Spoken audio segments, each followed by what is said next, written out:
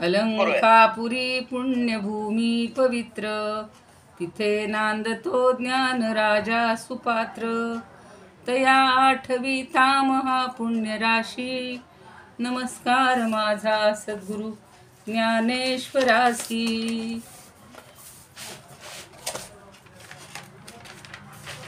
नमोऽनंताय शुद्धाय कूटस्थाय आत्मने नमः. प्रेमांबुधिविहाराय ज्ञानराजाय ते नमः. माधुर्यरसकल्लोलां शिवशक्तिस्वरूपिणीं, अमृतानुभवार्थाय वन्दे ज्ञानेशनन्दिनीं. ज्ञानदेव गुरु ज्ञानदेव तारू, उतरील पैल पारू. ज्ञानदेव ज्ञानदेव माता, ज्ञानदेव पिता, तोडील भवव्यथा. ज्ञानदेव ज्ञानदेव माझे, सोय रे धाय रे, जीवलग निर्धारे. ज्ञानदेव सेना म्हणे माझा, ज्ञानदेव निधान, दाविली निज खूण. ज्ञानदेवे ज्ञानियांचा राजा गुरु महाराज, ज्ञानियांचा राजा गुरु महाराज. म्हणती ज्ञानदेव तुम्हाईसे, म्हणती ज्ञानदेव तुम्हाईसे.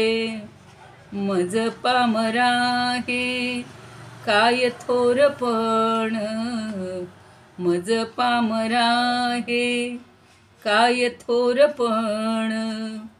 पायीची वहाण पायी बरी, ब्रह्मादिक जेथे तुम्हा ओळंगणे.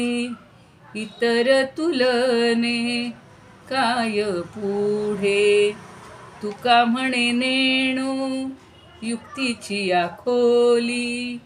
म्हणून ठेविली पायी डोई, म्हणून ठेविली पायी डोई.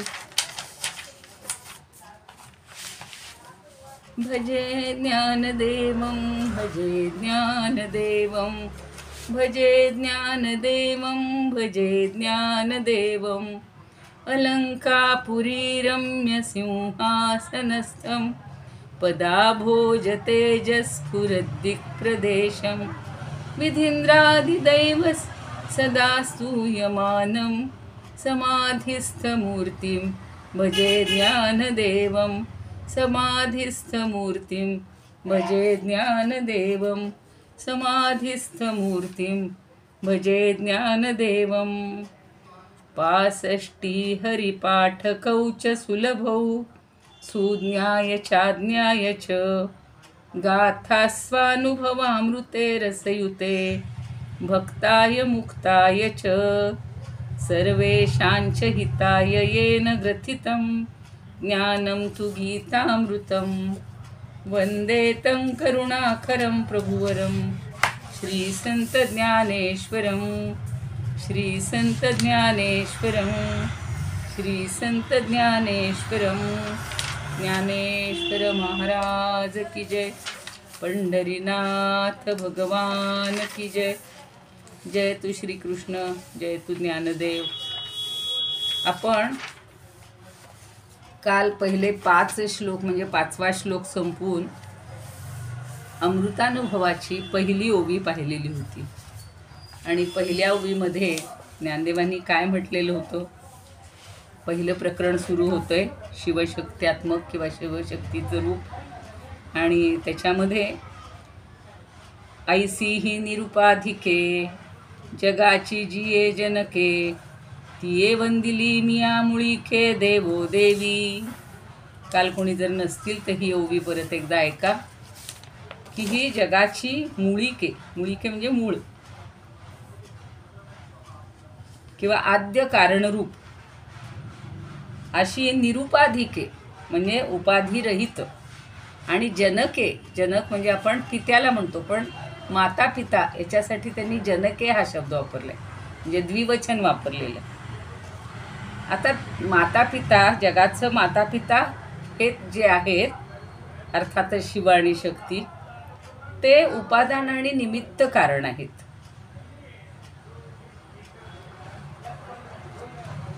आता निमित्त कारण म्हणजे काय, तुम्हाला एक छोटंसं उदाहरण सांगते.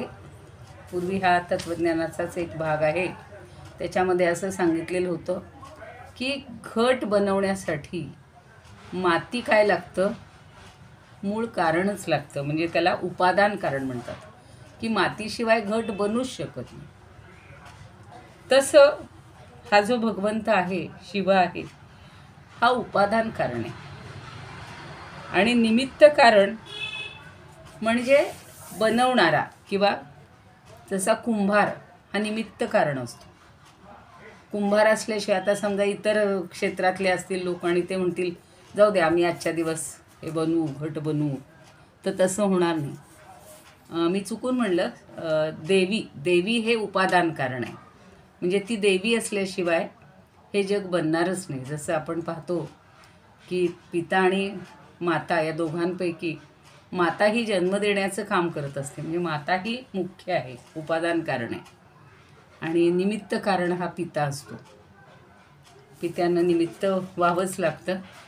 तसं कुंभार हा निमित्त कारण, शिवाय त्याला ते चक्र लागतं, तो एक दांडा असतो, पाणी बिणी लागतं, बाकी ही सगळी म्हणजे चक्र वगैरे जी आहेत, आणि तो कुंभार ही निमित्त कारण आहे. तसं ह्या जगाच्या उत्पत्तीसाठी किंवा ह्या जगाच्या मुळाशी, मूळिके जे म्हणलेले, ते जगाच्या मुळाशी हे आद्य म्हणजे आद्य कारणरूप असे हे दोघंजण आहेत. आणि ज्ञान म्हणजे शिव, शक्ती म्हणजे वृत्ती, किंवा ज्ञान म्हणजे शिव आणि शक्ती म्हणजे वृत्ती, हे आपण अनुभवामृतात आता सगळं शिवशक्ती निरूपणामध्ये आपण समजून घेणार आहोत. आता कुठलाही ग्रंथ म्हटला की त्याच्यामध्ये 4 गोष्टी लागतात. काय 4 गोष्टी लागतात, तर तो ग्रंथ कुणी शिकायचा आहे, तो ग्रंथ शिकण्याला कोण अधिकारी आहे, तर त्याला अधिकारी असा शब्द वापरलेला असतो. आणि अधिकारी म्हणजे आपण जे आहोत सगळे, बद्ध आहेत, मुमुक्षू आहेत, हे जे सगळे आहेत, तर हे अधिकारी आहेत. म्हणजे ज्याला अभ्यास करायचा आहे तो अधिकारी. आता याचा विषय काय आहे, तर हे सगळं काय म्हणू आपण, अद्वैताचं जे हे ज्ञान आहे, अद्वैताचं जे ज्ञान आहे, हे मिळवण्यासाठी उपयुक्त कोण आहे, तर तो विषय आहे. म्हणजे अद्वैताचं ज्ञान हे आपल्याला घ्यायचं आहे, आणि तो या ग्रंथाचं प्रयोजन आहे. म्हणजे या ग्रंथाचा विषय काय आहे तोही आपल्याला समजून घ्यायचा आहे. आणि मी आत्ता सांगितलं तसं मुक्त, मुमुक्षू आणि बद्ध हे सगळे अधिकारी आहेत. अनुभवामृताचा आस्वाद घेणं, किंबहुना श्री निवृत्ती ठेविलो असे जिया स्थिती, ते काय देऊ हाती वाचेचिया, म्हणजे निर्विकल्प ब्रह्मस्थिती ही आपल्याला प्राप्त करायची आहे, आणि तो या ग्रंथाचा प्रतिपाद्य विषय आहे. आणि म्हणून ज्ञानदेवो म्हणे अनुभवामृते येणे, सणुभोगी जे सणे विश्वाचेनी. म्हणजे ज्ञानदेव काय म्हणतो की विश्वव्यापक हा ब्रह्मानंद किंवा अखंडानंद समाधी हे याचं प्रयोजन आहे. आणि मुक्त, मुमुक्षू, बद्ध या अधिकाऱ्यांचा अखंड ब्रह्मानंदाचा संबंध कसा आहे, तर एक प्राप्त करणारा आहे आणि एक प्राप्त करून देणारा आहे. आता ज्ञानदेव हे स्वतः जे आहेत हे आपल्याला म्हणजे या सगळ्यांमधला संबंध जो आहे तो प्राप्य प्रापक संबंध असा आहे. असे हे 4 अनुबंध चतुष्टय सांगितलेले आहेत या ग्रंथाचे. ते फक्त सांगायचे काल राहिले होते. आपलं असंच एक माहिती असावं की आपल्याला का शिकायचे. म्हणून ज्ञानदेव काय म्हणतात, ज्ञानदेव म्हणे श्रीमंत हे अनुभवामृत, सेवुनी जीवनमुक्त हेची हेतू. जीवनमुक्त हवं हाच त्याचा हेतू आहे. आपण बघा आता नाटक बघायला गेलो टाईमपास म्हणून करता, एखादी व्याख्यानमाला असते तिथे आपण आता कथा चाललेल्या होत्या, रामकथा होती, हनुमान कथा होती, तर त्या कथा ऐकण्यामागे आपला उद्देश वेगळा असतो. रामायण सगळ्यांना माहिती झालेलं आहे, पण एक काहीतरी सत्कारणी वेळ लावायचा. चैत्र महिन्यामध्ये रामाची कथा ऐकत असताना रामाशी तल्लीन व्हायचं. घरामध्ये राहून आपल्याला ते काही होता येत नाही, असा त्या कथेमागचा हे असतो, उद्देश असतो किंवा प्रयोजन असतं.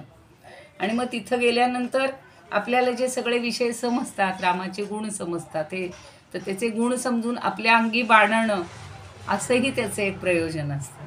असं प्रत्येक गोष्टीच्या मागं काही ना काहीतरी एक कारण असतं, प्रयोजन असतं. आणि म्हणून काल आपण पहिली ओवी पाहिली, तिचा आढावा घेतला की ही निरुपाधिक आहेत.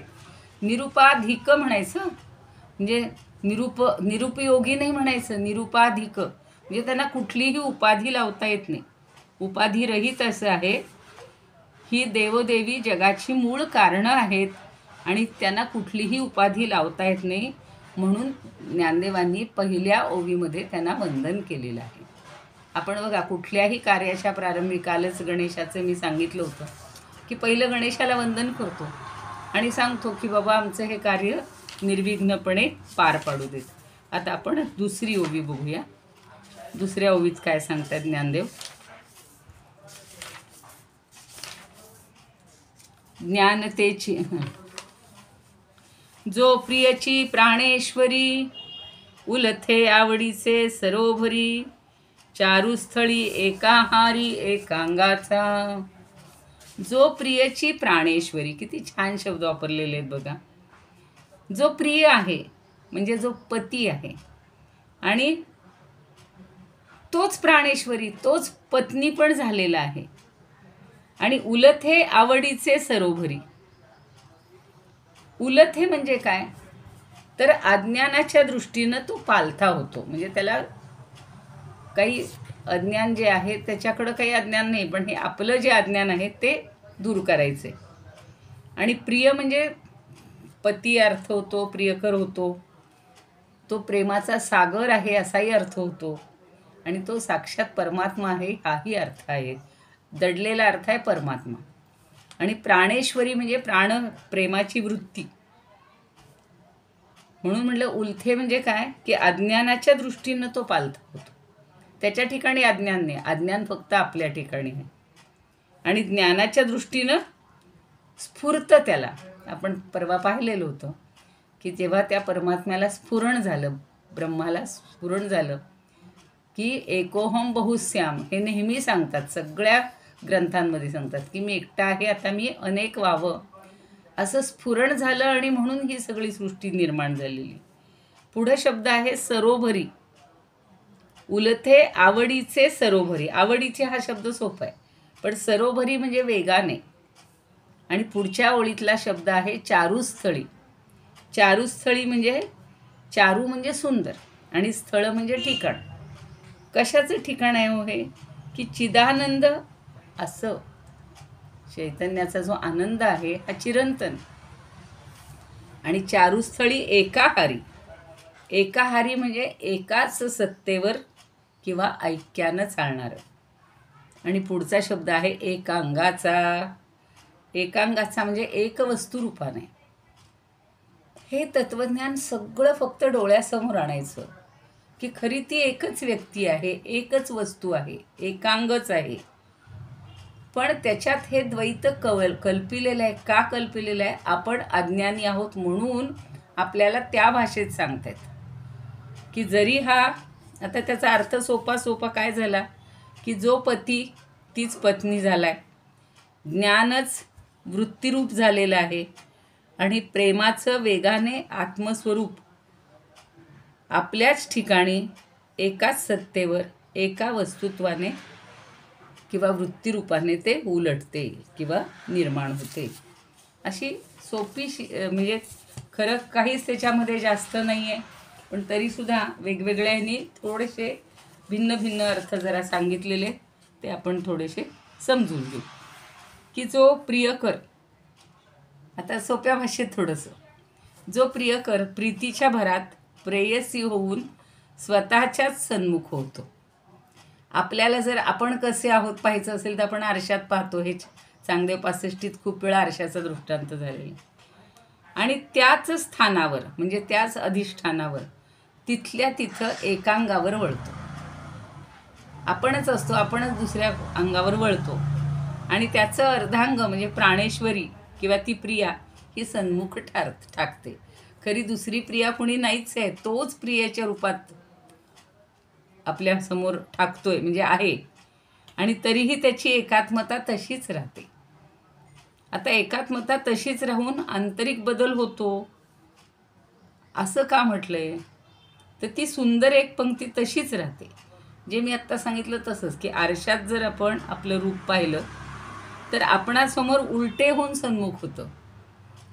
पाहिले आता हे जेव्हा मी हे करत असतो, आता व्हिडिओ करत असते, तेव्हा सेल्फीमध्ये गेलं की त्याच्यात सगळं उलटं येतं की नाही. डाव्या बाजूचा पदर उजव्या बाजूला दिसतो, कारण आपली प्रतिमा त्याच्यात उलटी होते, सन्मुख होते. म्हणजे उलटं होऊन ती येते, समोर येते पण उलटी होऊन येते. तसंच इथं झालेलं आहे की तो पती म्हणजे प्रियकर अर्थात शिव अर्धांगात उलटा होऊन प्राणेश्वरी किंवा प्रेयसी रूप झाला, एवढंच लक्षात ठेवा. आणि त्याच्याच समोर टाकलेलं आहे. म्हणजे त्या दोघांमध्ये काहीही भिन्नता नाही, एवढंच आपल्याला समजावून देत आहेत. मी मागे एकदा बोलले होते की काही अत्यंत विद्वान असे लोक आहेत आणि त्यांनी सगळ्या ज्ञानेश्वरीचं संस्कृतमध्ये केलेलं होतं. तसंच हा अनुभवामृताचा ग्रंथसुद्धा संपूर्ण संस्कृतमध्ये केलेलं आहे. तर कालच्या ओवीचं मी संस्कृत वाचून दाखवते आणि आजच्याही ओवीचं खूप सोपं आणि सरळ आहे. आता तुम्ही म्हणाल संस्कृत कशाला शिकायचं, त्यानिमित्तानं आपल्या कानावर संस्कृतचा थोडासा संस्कार होईल. आणि किती सोपी आहे, म्हणजे जसं ज्ञानदेवांनी संस्कृतचं मराठीत केलं तसं ह्या विद्वानांनी मराठीचं पुन्हा संस्कृतमध्ये केलेलं आहे. म्हणजे लोक किती अभ्यास करणारे आहेत एवढं आपल्या लक्षात येईल. एवं यज्जगतां मूलं जनकं निरुपाधिकं शिवशक्त्यात्मकं द्वंद्वं वंदितं तन्मया मुदा. काल जे म्हणलेलं आहे की मी त्या जगताचं जे मूळ आहे आणि जे निरुपाधिक आहे त्या शिवशक्तिरूप या द्वंद्वाला मी वंदन करतो, एवढंच म्हटलेलं होतं. ऐसी ये निरुपाधिके जगाची जिये जनके तिये वंदिली मिया मुळीके देवो देवी. ही सोपी आहे, मराठी आणि संस्कृत काहीच फरक नाही. आता आजची जी ओवी येते बघा, यः प्रिय सप्रिया भूत्वा. जो प्रिय आहे तोच प्रिया होऊन प्रीत्या स्वसुखलिप्सया.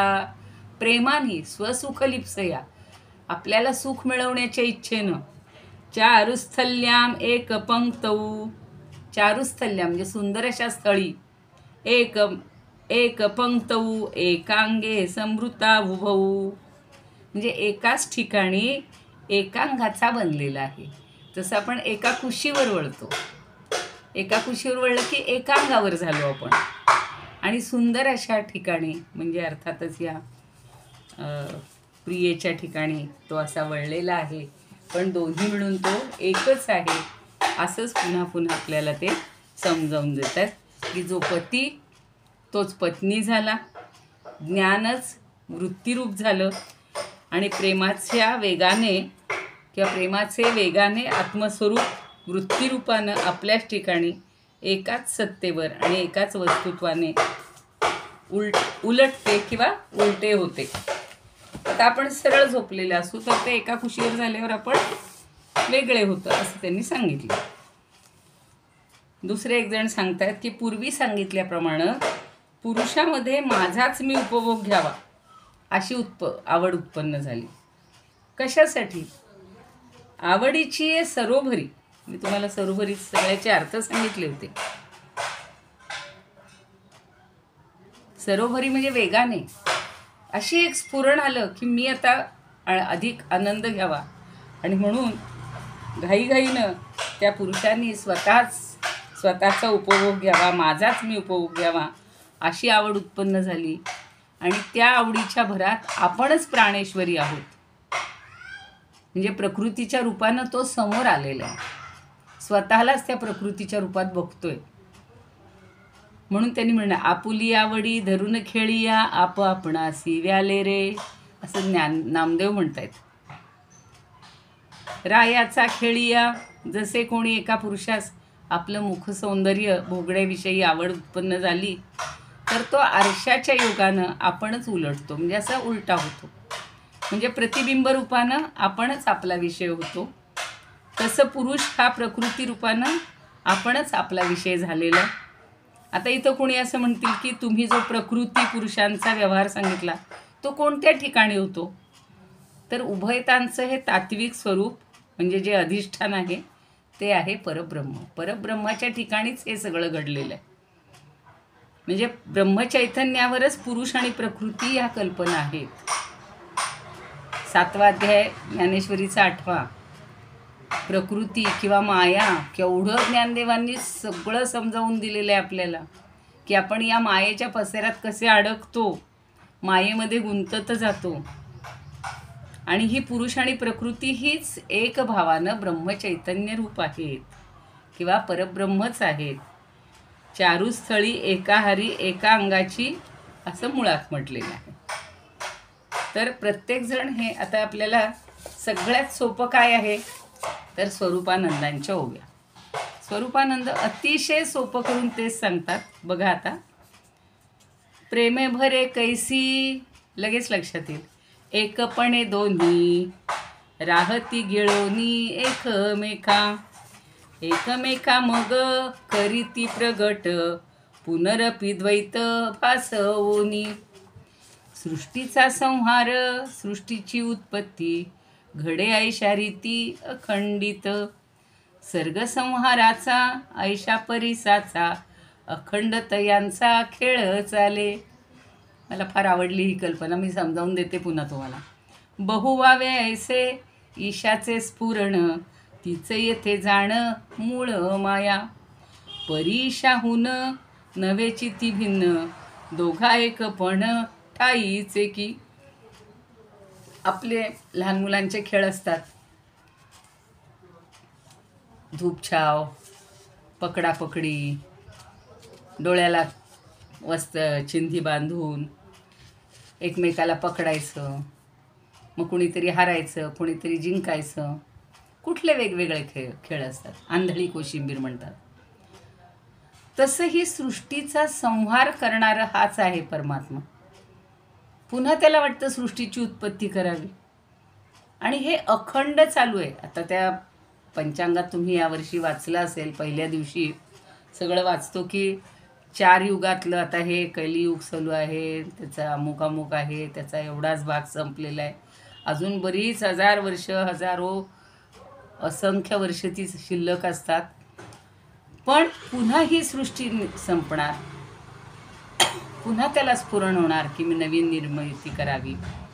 आणि ही निर्मिती म्हणजे त्याची केवळ कल्पना आहे. बहु व्हावे ऐसे ईशाचे स्फुरण. मी मगाशी तेच सांगितलं की मी एकटाच आहे तर मी असंख्य व्हावं, पण त्याच्याच ठिकाणी हे सगळं. ही वेगळं काही नाही आहे, आपण त्याच्यापासूनच निर्माण झालेले आहोत.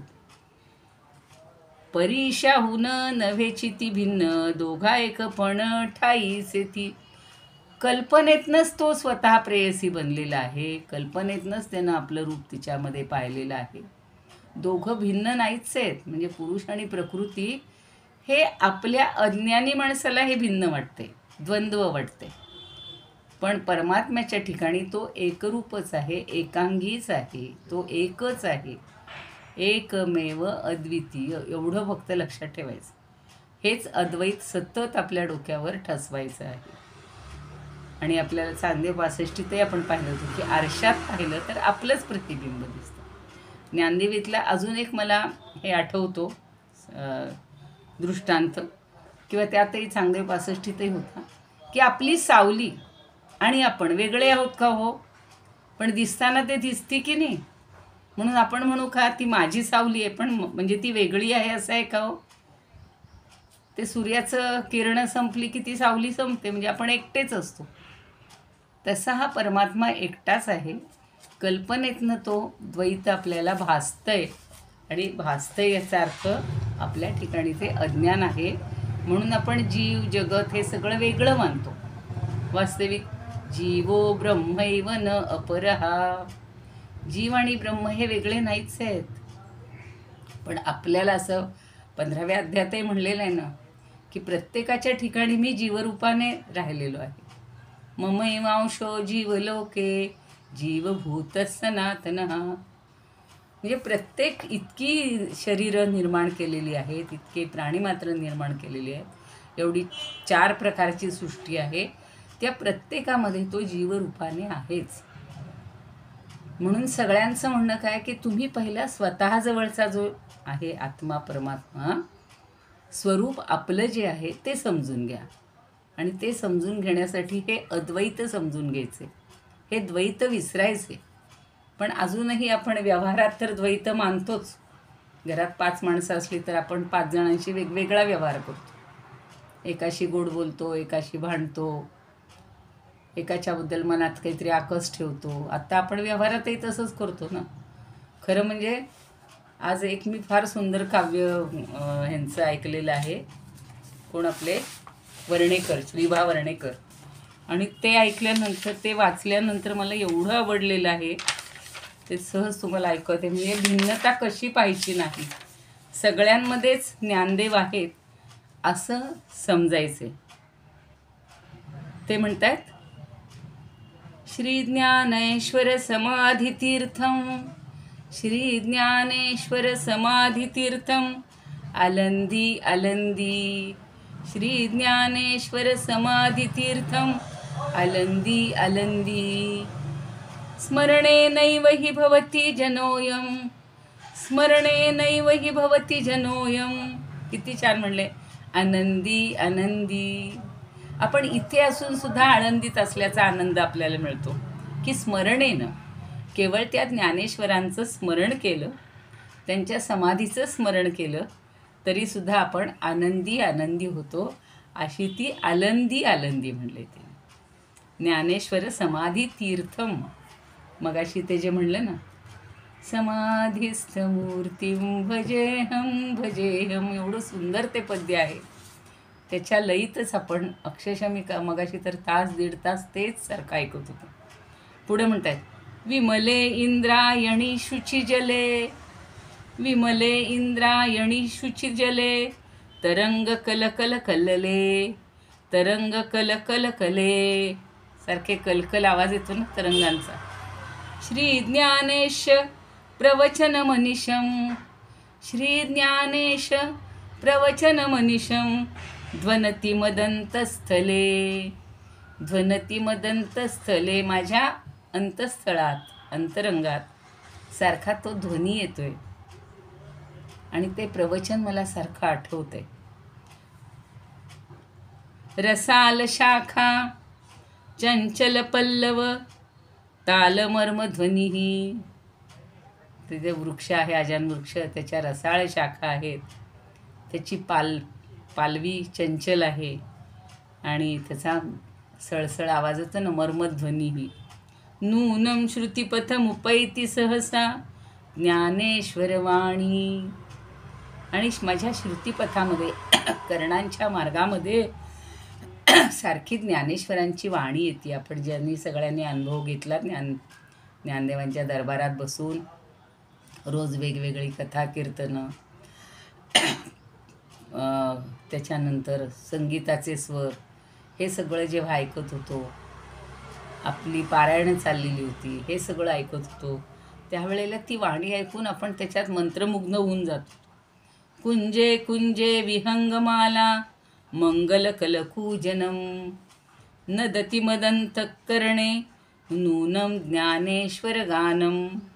माझ्या अंतःकरणात सारखं ते ज्ञानेश्वरांचं गीतच हे असं ऐकू येते किंवा नाद त्याचा मला निनादित होते. तरंगिणी जल विचलित विवलित ललित दीपिका प्रभा, तरंगिणी जल विचलित विवलित ललित दीपिका प्रभा.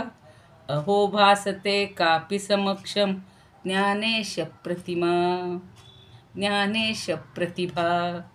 सारखी समोर आपल्या दृष्टीसमोर ज्ञानेश्वरांची प्रतिभा आणि प्रतिमा ही उभी राहते. पुढची ओळ फार सुंदर आहे, म्हणून मला तेवढीच ऐकवायची होती, पण त्याच्या आधीची पार्श्वभूमी सांगितल्याशिवाय कळणार नाही. सुवर्ण पल्लव पुण्य पिप्पले, सुवर्ण पल्लव पुण्य पिप्पले, इहस्थले भगवन. जने जने ज्ञानेश भासते, सदैव परमात्मन. ही ओळ लक्षात ठेवायची सगळ्यांनी. जने जने ज्ञानेश भासते, सदैव परमात्मन. प्रत्येक माणसामध्ये मला हा ज्ञानेश्वरच भासतोय आणि तो परमात्माच भासतोय. आपण जर प्रत्येकाला परमात्मा जर मानलं तर आपल्या प्रत्येकाच्या मनातलं कोणाच्याबद्दल जर काही वैर असेल तर ते सगळं संपून जाईल. या अमृतानुभवाचा उद्देशच तो आहे की माझ्यातलं मी द्वैत सगळं मिटवलं पाहिजे. काहीही कणभरसुद्धा ठेवता कामा नये. ती आता पटकन आरती म्हणू, जेवढी होईल तेवढी, वेळ संपेल. जय देव जय देव जय ज्ञान सिंधू, नामस्मरणे तुमच्या तुटे भवबंधू. जय देव जय देव जय ज्ञान सिंधू, नामस्मरणे तुमच्या तुटे भवबंधू. 1400 वरुषांचे तप्ती तीरवासी, 1400 वरुषांचे तप्ती तीरवासी. येऊनी चांगदेव लागती चरणासी, येऊनी चांगदेव लागती चरणांसी. करुणी कृपा देवे अनुग्रहिले त्यासी, करुणी कृपा देवे अनुग्रहिले त्यासी.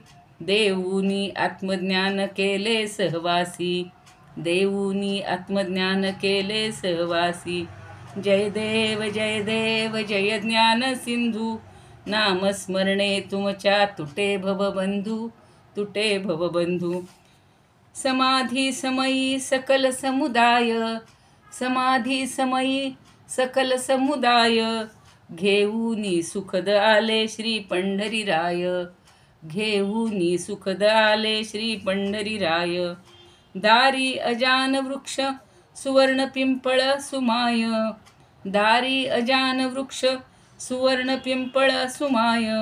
जाणूनी महिमा निळा चरण तळी राहे, जाणूनी महिमा निळा. निळा म्हणजे निळोबा, संत निळोबा, निळोबा राय चरणा तळी राहे. जय देव जय ज्ञान सिंधू, नामस्मरणे तुमच्या तुटे भवबंधू, तुटे भवबंधू. हा भवसागराचा जो बंधन आहे हे माझं तुटून जाऊ दे आणि तुमच्या ज्ञानसागर असणाऱ्या जयदेव ज्ञानदेवा तुझा जय जयकार असो असं आळवलेलं आहे. प्रत्येकाने, एकनाथांची पण आहे. मी आता हळूहळू एक एक. गुलाबराव महाराजांनी तर ज्ञानेश्वरांना ज्ञानेश्वर नंदिनी म्हणले त्यांनी स्वतःला, म्हणजे ज्ञानदेव ही त्यांची माऊली आहे. आणि आपण जो शिकतो आहे हा ग्रंथ, याच्यामध्ये त्यांनी 64 ओव्याचं एक हे केलेली आहे, रचना केलेली आहे. आणि इतकं सुंदर त्याच्या प्रत्येक ओव्याचं किंवा याचं दिलेलं आहे, खूपच सुंदर आहे. म्हणजे आपण ती कौमुदी असं त्याला त्यांनी कौमुदी टीका म्हटलेलं आहे. ते इतकं सुंदर आहे. आपण उद्याला वगैरे त्यातलं फार तर थोडासा भाग घेऊया. जी मला फार आवडलेली आहे त्यांची ती कौमुदी टीका. प्रत्येकाने असं सगळं त्या ज्ञानदेवांच्या याच्यामध्ये राहून, सहवासात राहून, फक्त कुणाशीही जे खळांची व्यंकटी सांडू तया सत्कर्मी रती राहू. जे खळ आहे, दुष्ट आहे, दुर्जन आहेत, त्यांचा विचारच नाही करायचा. त्यांना चांगली बुद्धी मिळू देत किंवा त्यांनासुद्धा आपण चांगलं घडवायचे. बघा ना, त्या विसोबा खेचरांनी एवढा त्रास दिला, एवढा त्रास दिला, पण नामदेवाला त्यांचं शिष्यत्व पत्करण्यासाठी लांब पाठवलेलं. म्हणजे आपल्या दृष्टीनं समोरच्यामध्ये ज्ञानेशच आहेत, परमात्म तत्वच आहे आणि तो आणि मी भिन्न नाही आहे, एवढा भाव आपल्या मने आपण जर ठेवला ना तर जगातली सगळी द्वंद्व, सगळी भांडणं, सगळे भेद, वैर, अगदी मराठीत सुद्धा आहे ना, भेद सारे मावळू द्या, वैर साऱ्या वासना. जाणावयाला पुरुषाची साधना. खूप सुंदर आहे ते पण गीत. सत्य सुंदर मंगलाची नित्य हो आराधना. आपण फक्त सत्य आणि सुंदर याची नित्य आराधना करूया. ज्ञानदेवांच्या चरणी एवढंच मागूया की तुम्ही जेवढं जीव ओतून सगळ्यांना सांगितलेलं आहे त्याचा कण कण अंशांनी आमच्यामध्ये, आमच्या अंतःकरणामध्ये येऊ द्या. आणि आमच्यामधल्या सुद्धा या जर काही दुष्ट भावना असतील किंवा आता काय पूर्वजन्मीचं काही घेऊन आलेलं असतो, पण ते सुद्धा चांगल्यांच्या सहवासात, सद्गुरूंच्या सहवासात, संत सज्जनांच्या सहवासात आपण नुसतं जरी राहिलो ना तरी आपल्यात पूर्ण बदल होऊन जातो. आणि तो बदल घडवण्याची आपल्या मनामध्ये ताकद पाहिजे, मनामध्ये इच्छा पाहिजे, मग सगळं होऊ शकतं. ठीक आहे, मी इथंच थांबते आता. आपण आरती म्हटलेली आहे. आपला एक महत्त्वाचा विषय, खूप जणांचे मला फोन येत आहेत तर आपण ते थोडं सोडून दिल्यासारखं झालं. मागच्या एकादशीला आपण सुरुवात केली होती चक्री पारायणाची आणि 35 दिवसात हे पारायण बरोबर पूर्ण होईल. 1 महिन्यापूर्वी, मागच्या म्हणजे महिन्यापूर्वीची गोष्ट आहे. आता ही पुन्हा दुसरी म्हणजे महिन्यानंतरची एकादशी येणार आहे. तर बहुतेकांनी हे पारायण, चक्री पारायण यशस्वीरित्या केले. सगळ्यांचं मी मनापासून अभिनंदन करते. आणि सगळ्यांनी एक गोष्ट ठरवूया की आपण हे पारायण अखंड चालू ठेवायचं. अखंड चालू ठेवायचं. कसं चालू ठेवायचं? आता आपल्या आपल्या वैयक्तिक पातळीवर चालू ठेवायचं. काहींकडे अर्थाचे ग्रंथ असतील, काहींकडे नुसते पारायणाचे ग्रंथ असतील. अर्थाचे असतील तर त्यांनी अर्थासह वाचण्याचा प्रयत्न करा. दिवसाकाठी 5, 50, 100, 300 जेवढ्या शक्य होतील एक ठरवून घ्यायचं, आपलं रोजचं नियमित ठरवून घ्यायचं आणि तेवढ्या ओव्या आपण म्हणायच्या किंवा त्या ओव्यांमधलं जेवढं मला आकलन करून घेता येईल. समजा एखाद्याला नाही, जास्त नाही करायच्या, मी फक्त 5 ओव्या म्हणेन, पण 5 ओव्यांचा अर्थ समजून घेईन, आठवण्याचा पुन्हा प्रयत्न करीन किंवा पूर्वीच्या यूट्यूबवरची जी प्रवचनं असतील ती पुन्हा मला मिळवता आली तर मी मिळवीन. आणि समोर पुस्तक असेल, ग्रंथ असेल तर ग्रंथाच्या आधारे मी ते करत राहीन. हा खंड कधी पडू द्यायचा नाही. परवा कोणतरी म्हणलं की माझी चांगदेव पासष्टीच्या 5 ओव्या राहिल्या. काहींचा मागं पडला असेल, पण जे करतोय हे पुन्हा पुन्हा आपण वाचलं पाहिजे. आता 2च आपल्या झाल्या तशा अर्थानं ओव्या. काल 1 झाली, आज 1 झाली. आज थोडी अडचण आलेली आहे. तर अशी काही अडचण जरी आली तरी त्यांनी आपण खचून जायचं नाही, चालू राहू द्यात. नाही तर मग नको असेल असा वर्ग तर आपण एकदा ठरवून टाकू की फक्त यूट्यूबवर टाकलेलं आम्ही ऐकू, तसं ठरवूया. पण शक्यतो ज्ञानदेवांनी आपल्याला एकत्रित आणलेलं आहे.